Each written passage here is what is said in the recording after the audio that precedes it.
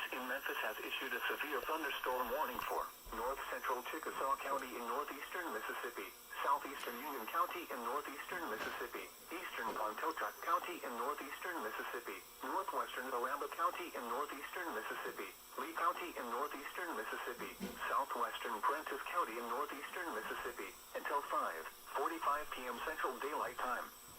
At 4:56 p.m. Central Daylight Time, a severe thunderstorm was located near Olga, or 11 miles northwest of Okolona, moving northeast at 40 miles per hour. Hazard, 60 miles per hour wind gusts and quarter-size hail. Source, radar indicated. Impact, hail damage to vehicles is expected. Expect wind damage to roofs, siding, and trees.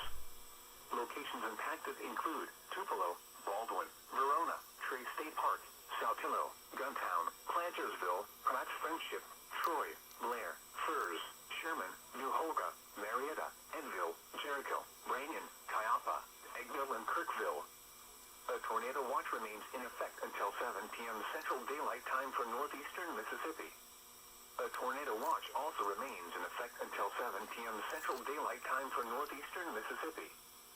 For your protection, move to an interior room on the lowest floor of a building.